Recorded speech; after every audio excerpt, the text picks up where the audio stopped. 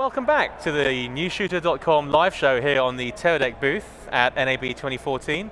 We've had lots of excellent guests so far from some small companies and some bigger companies. Our next guest is from one of the bigger companies. Is it a bigger company? This is Chuck Westerfeld from Canon, USA. Dan, thank you very much for the opportunity. Thank you so much for coming on and talking to us about what's going on at Canon.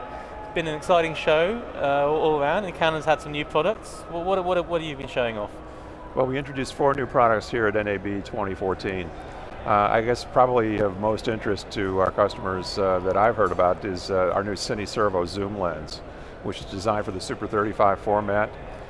We had kind of indicated last year's NAB that we were in development on this lens, and here we are a year later with an actual product to show. Yeah, and it's a very nice range. It's 17 to 120. Right, the 17 to 120, T2.95. It does get a little bit darker at the long end, right? Yeah, just a touch. So we're able to hold T2.95 from 17 up to 91 millimeter, and then from 92 to 120 it ramps to 3.9. And how quickly does it ramp? Do you know? I mean, does it? Well, the way that we have it set up, there's actually a pretty good wide throw from 17 up to 91 on the zoom ring, and then that last bit from 91 to 120 goes very quickly. So I mean, a lot of shooters have been asking why that lens is not 2.8, 2.9 all the way through. You know, I'm guessing it would have to have been a little bit bigger. Is that it in a nutshell, or? Maybe more than a little bit. I think that's really the answer to that one. We were really trying to balance the range of the lens in terms of focal length with that constant aperture. And what we realized was that the way people are going to be using it is that those longer focal lengths are most likely to be used outdoors where there's more light. So once you get beyond 3.9, it is a constant aperture lens no matter what. And are we going to start seeing that servo zoom technology creep into other lenses in the Canon range, some of the smaller ones or the more affordable ones perhaps? I hope so, because I think the demand is there. We have definitely heard a lot of demand, not only from the over-the-shoulder ENG type users or documentary filmmakers, but also from television studios. So this particular lens is a good start for us, and what we're hoping is to be able to get enough feedback from this to kind of tweak whatever we come out with next time. Because I mean, as you probably know, the large sensor shooting of news and documentary and current affairs and sports programming has been a hobby horse of mine since the 5D came out.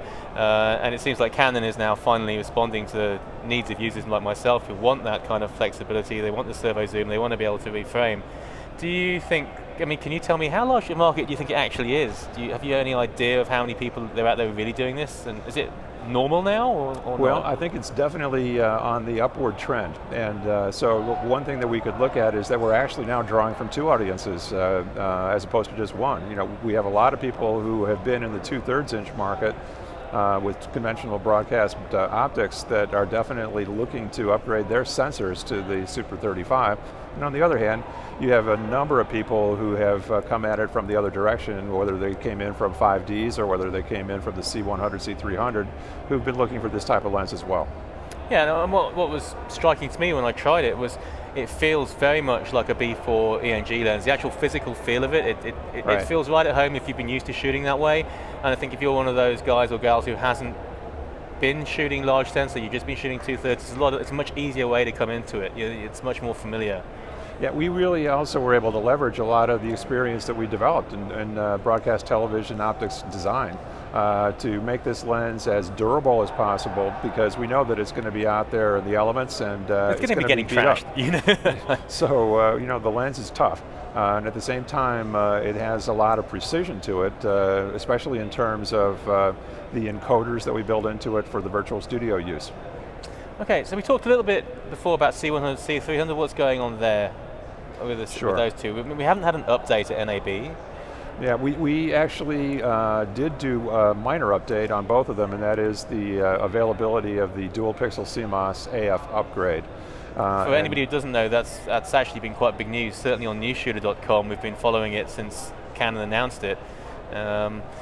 It gives incredible autofocus performance to both of those cameras, and I personally have started using it all the time. Now, a lot of people who say they don't want to touch autofocus, it's not for them, it should never be used in video. What do you say to that? Well, I say anytime that you have an extra tool in your toolkit, it's always a good thing. Actually, there's a whole lot of control to the system, the way that we designed it, so that even a person who primarily relies on manual focus should feel comfortable. Yeah, I mean, for me, I find it's great. It's not for everything. If you want to start pulling focus, doing a nice rack focus, or you want to transition smoothly in the scene, I might prefer to use manual focus. But if I just rapidly want to frame up an interview or something, make sure the subject's in focus, grab a shot, it's actually perfect. Yeah, I think the way that maybe to conceptualize it is that it's an extension of what you would normally do. And we've had experience like that even in the EF lenses before, where we have full-time manual focus on most of our ultrasonic motor lenses. And we were coming from a background where people had manual focus to begin with, and then they wanted to be able to touch up with autofocus on the back button. And in most cases with the C300 and C100 now with this dual pixel CMOS AF upgrade, you can basically mimic that effect. So now you have manual focus most of the time, but when you want that autofocus push, it's right there. Yeah. One thing I would say is that unlike the 70D, which was the first camera to have dual pixel CMOS AF, got to get that out. You can only focus in the very center on the C300 and C100. Are we likely to see that change? Are we going to be able to move that focus box around the screen at any point? I think potentially in future products we'll be able to get to that point very quickly. But in this initial generation, we are pretty much using the center because that's the area we know we can count on in this particular sensor.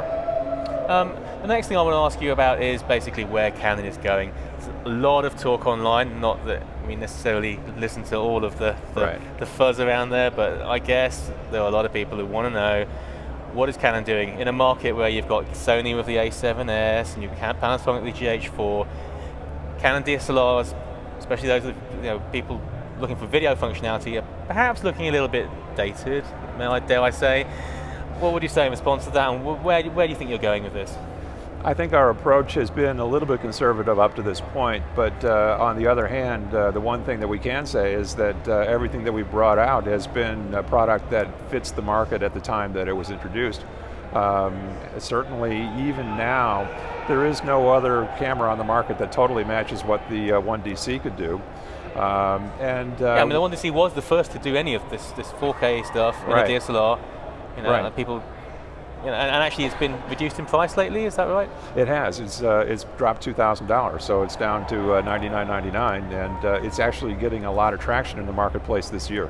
And I've been surprised by just how much 1DC footage there has actually been out on the show floor here.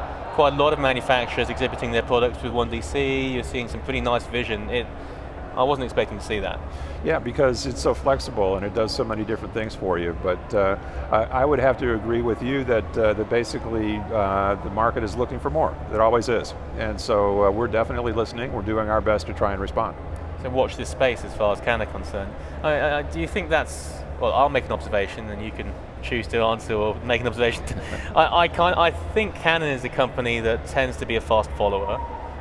You don't tend to make the very first of something. You look at the market, you analyze it, and then you respond to it. Right. And would you say that's a fair characterization of the Canon's approach? I think so. On the other hand, there certainly have been cases like with the dual pixel AF where we were the first. And you could say that that's a good example of where we can innovate, and there are several others. But once we've identified a technology like that that really is effective, then we definitely exploit it to the maximum extent. Okay, well, thank you very much for coming on the show. One last question. It can be Canon or not Canon. What's impressed you at this show? What have you seen that you've really gone, wow, that's new or different or interesting? It's pretty broad-based around here, but I think the one thing that really impresses me the most this year so far is the support that's building up on the back end for 4K content delivery. That's really, I think, absolutely the critical element here. 4K capture is pretty well under control, but the delivery is the next shoe that has to drop, so to speak. So I'm kind of excited to see what's going on here about that. Okay, Chuck, thank you so much for coming on the show. And if people want to go and try the new lens, there's still a day left at the show here to go down to the booth and have a look at the 17-120, which I thoroughly recommend you do. Okay, well guys, we'll be right back after this short break with Kerry Duffy from Tiffin Filters.